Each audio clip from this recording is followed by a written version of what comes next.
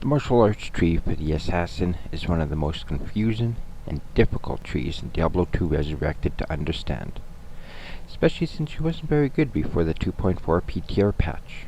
So, how do her charge-up skills work? What do you need to know and understand about her skills in order to use her more effectively? I'm Potato Freaker, and that's what we're going to talk about in this episode of Skill Mechanics. One of the problems with the martial arts tree is that it simply wasn't very good, and because it wasn't very good, no one used them, and since no one used them, no one made videos or tutorials about her.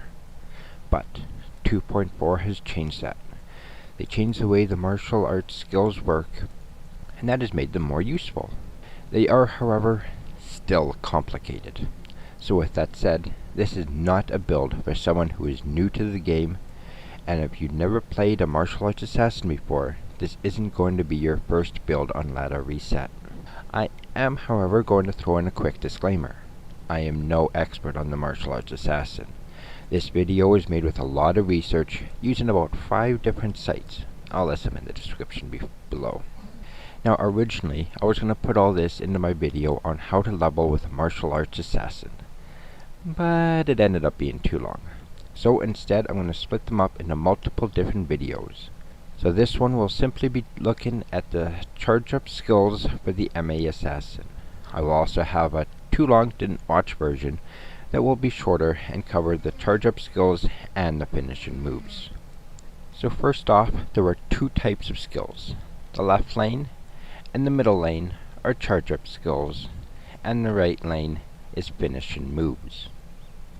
So you use the charge-up skills to build up your charges, and then your normal attack or a finishing move to release the charges. So while you're using your charge skills, you have an orbit in you. You are not getting the benefit from the charges while it's orbiting you. It's not until you release it that you get the bonus. You do, however, get the bonus from the attack rating. For example, if we take a look at Tiger Strike, while we're building the charges, we're getting the plus X% to attack rating, but we're not getting the plus to damage. You don't get those until you use a finishing move, or a normal attack. And for the purpose of this video, I'm classifying a normal attack as a finishing move. You can only build up charges with successful attacks. So if you miss, you use the mana but you do not gain the charge. And the charges do expire after about 15 seconds, as they don't try saving them up for a boss. You get a maximum of 3 charges of each skill. So if you wanted, you get 3 charges of Tiger Strike, 3 charges of Cobra Strike, and 3 charges of Phoenix Strike, all at the same time. Your finishing move now also only uses 1 charge of each type instead of using them all. Previously, it would release all your charges at once. You would then have to build them all up again. This resulted in a slow playstyle. Now, only 1 charge from each skill is used at a time, so you don't have to rebuild all the charges again. The mana cost for each skill also doesn't increase with the level either. It is also important to note that only claws can be used with most of the charging skills. The only exception is Phoenix Strike. So, that's a basic of the charge-up skills in the martial arts tree. So let's dive into each of the skills and see how they function and what they do. First up is Tiger Strike. The charges are physical damage.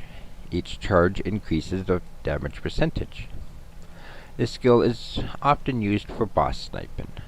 The one nice thing about this is it only costs 1 mana, even at level 20.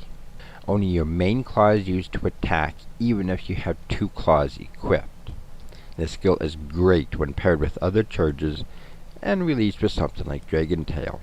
Next we move to Fists of Fire. This deals fire damage. Charge 1 deals basic fire damage to a single target. Charge 2 does a fire explosion, kind of like a fireball. And Charge 3 has an explosion with fire on the ground, kind of like Immolation Arrow. A percentage of your damage is converted to fire damage. It starts at 3% at level 1 and goes up by 3% each level until it reaches level 33, where it reaches 100%. This is important because if you want to be able to deal with fire immunes, you're going to want to leave some of your damage as physical. It does, however, only convert your physical damage after bonuses like your Claw Mastery, plus X% damage, Deadly Strike, Critical Strike, Dragon Strike, minimum and maximum damage, and enhanced damage. So pairing this skill with your Tiger Strike, which increases your damage percentage, is a good thing. With the first 2 charges, your plus X% fire damage from your fire facets will work, but it won't work on the 3rd charge. And your minus X% enemy fire resistance from a fire facet will work on all 3 charges. In regards to your finishing move, Dragon Talon and Dragon Claws are fine. Dragon Tail, however, uses only physical damage when it calculates the plus X% fire damage. When you're using a low level Fist of Fire, it's fine. But when you're using a higher level Fist of Fire, and more of your damage is converted to fire damage, the AoE, area of effect, on Dragon Tail will do less damage. And when using 2 claws, both claws are used to attack. Next up is Cobra Strike. This skill can steal life and mana from enemies. It works the same way that life and mana leech works on other equipment. So this will not work against monsters that have a 0% drain effectiveness, such as a lot of the undead.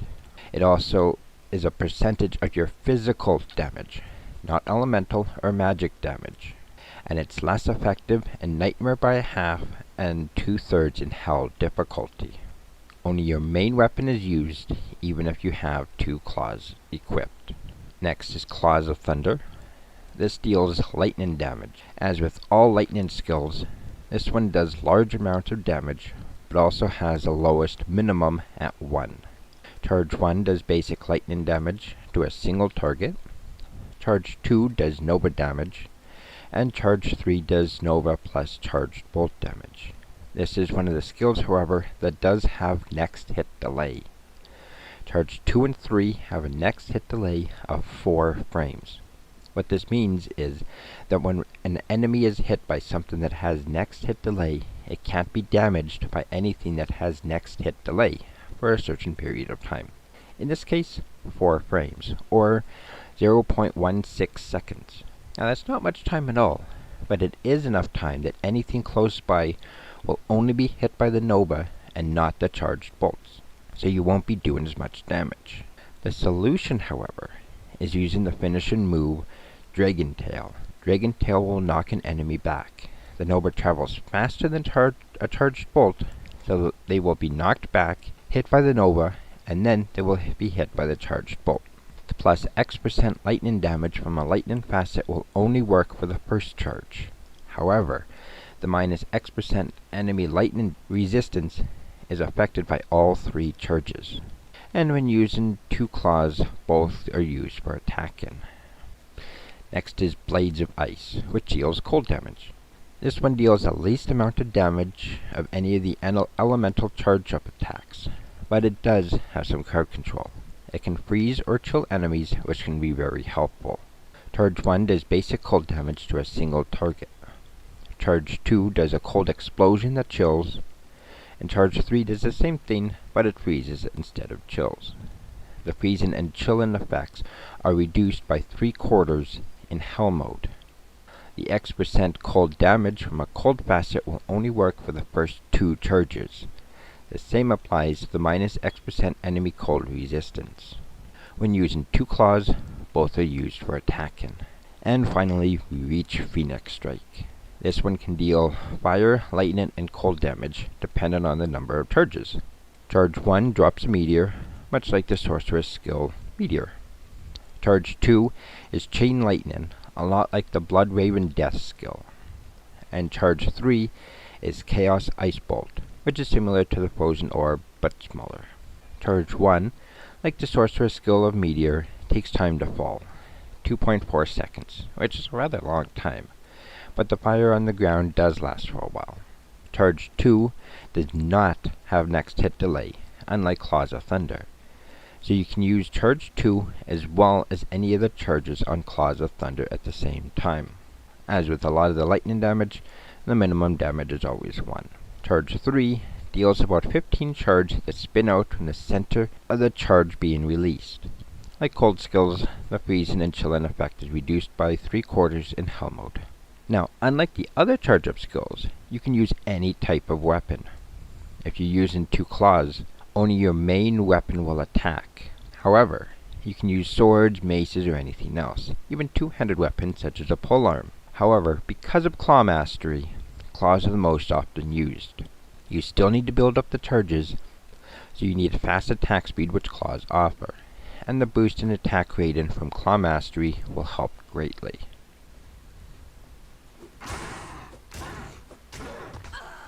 Okay, so that is number 3. This is charge 2 and charge 1. Okay, so Claws of Thunder, charge 3, 2, and 1. This is Blades of Ice, charge 1, 2, and 3. This will be charge 3, 2,